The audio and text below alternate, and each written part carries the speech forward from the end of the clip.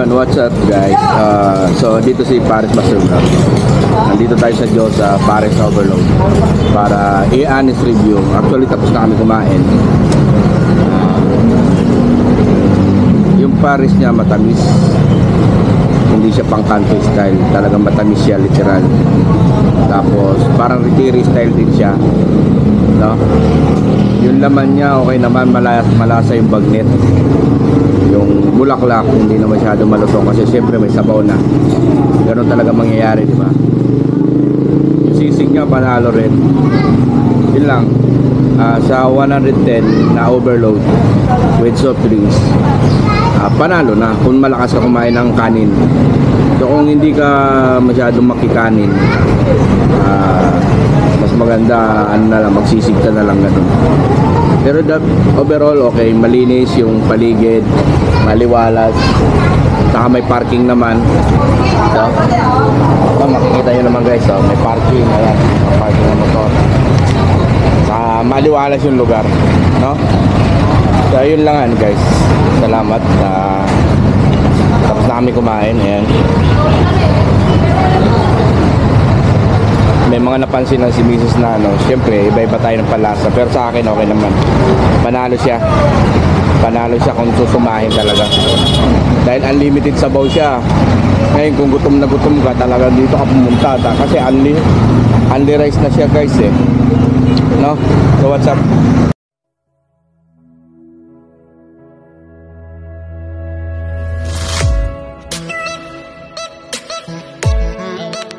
Nandito tayo sa Diyosa, Paris Overload. Anong style po ba yung may rice?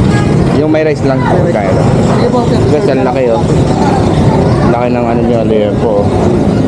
Siyempre susubukan natin guys ngayon yung Paris Overload. Yan. Matitikman ko rin yung Diyosa Paris. Ayun o. Yan. Ayan sa kadami guys.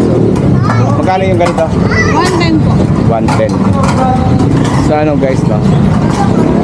110 overload, sisig ang in-order ni Mrs. Ayan. Mag-overload ka na lang. Hindi, ano, may customer, oh. Overload na lang.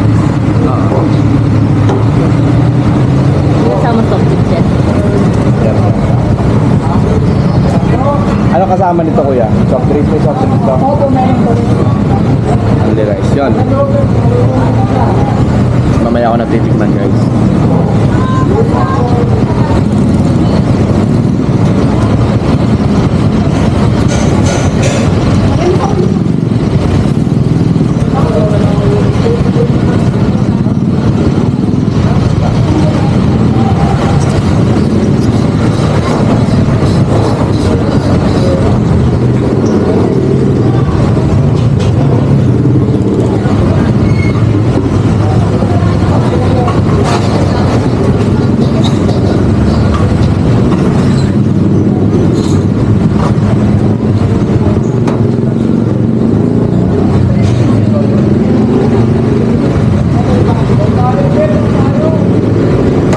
Wala kayong chili oil? Chili lang.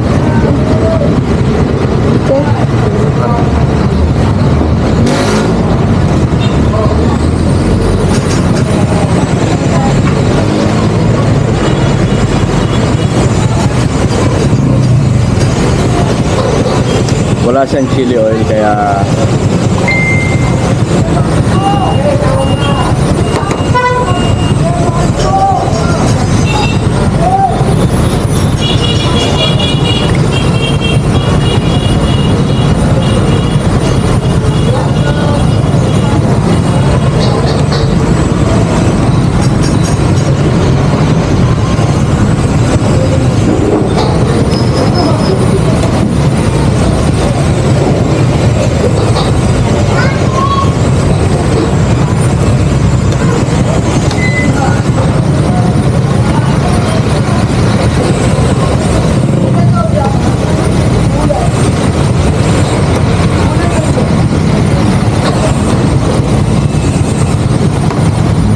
Yun, so what's up guys? Dito na, no?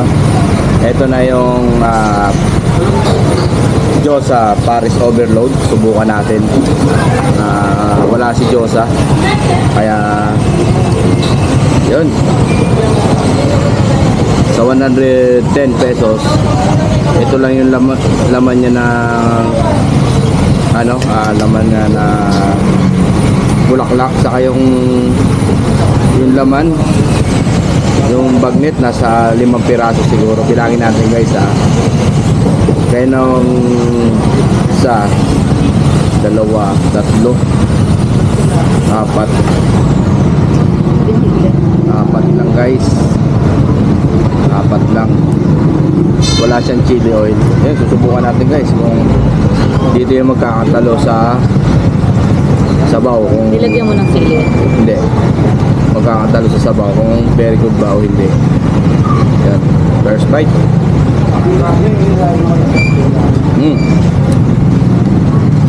Yung sabaw niya guys, matamis yung sabaw. Yan.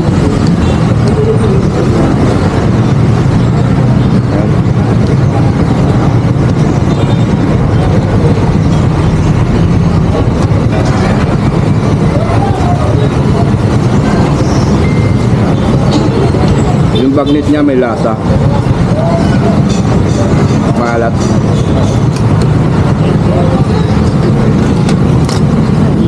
So guys, ito naman yung sisig nila, 130. Ayan, ali rice na yan, sir.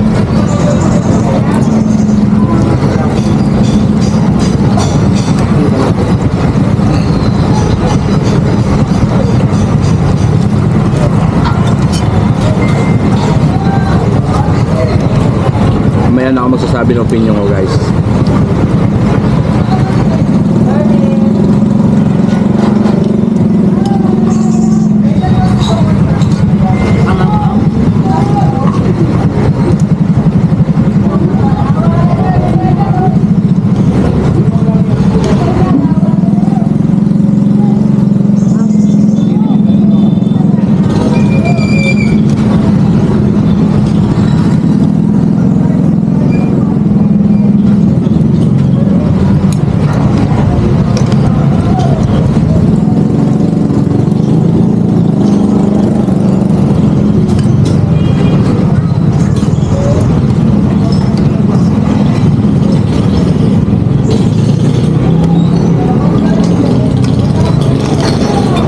Divisoria na yan, no?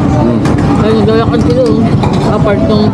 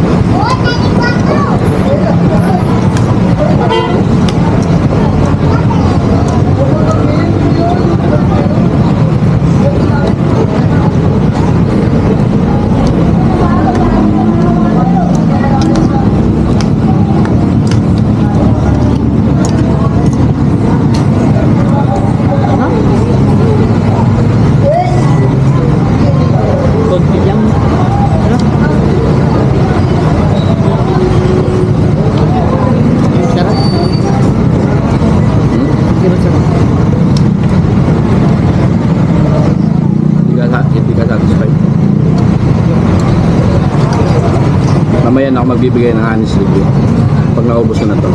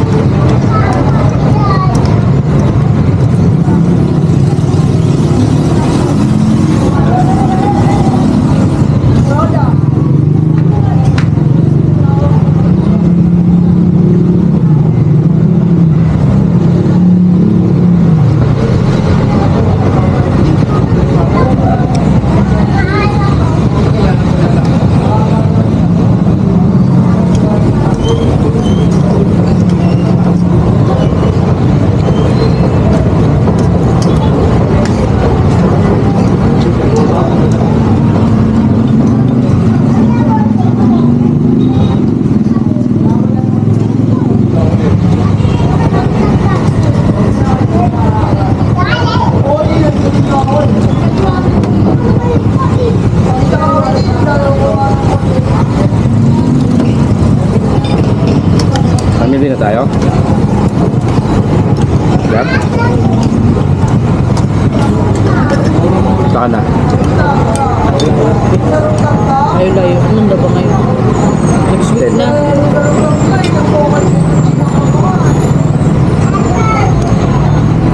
Ay, ang init po ka.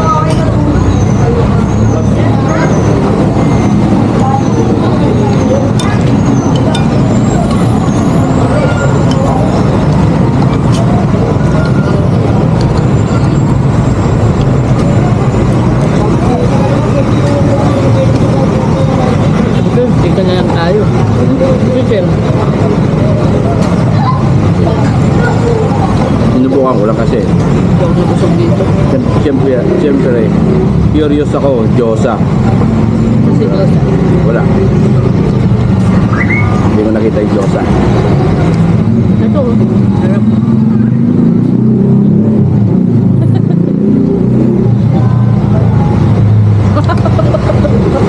Huwag ka nang tumawa.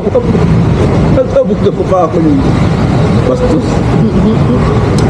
Ikaw yung Diyosa. Hindi, wiw. Ganun ko pala ibang Diyos sa harapan mo. Kapanon niya yung pebold na ng pebold yung mga tao dito. Dati pag sinabi mo diwata, syempre, Maganda. maganda. May twinkle-twinkle, di ba? Yung diwata doon sa may Pasay, iba na yung mukha eh. Kaya sabi nila, kung bata ka pa, huwag ka na tumanda. Tsaka na sa pagkabata mo. Kasi na, iba na yung diwata dito.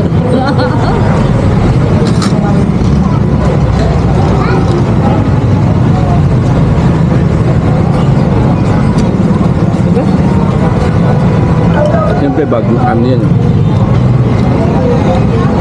Pag na.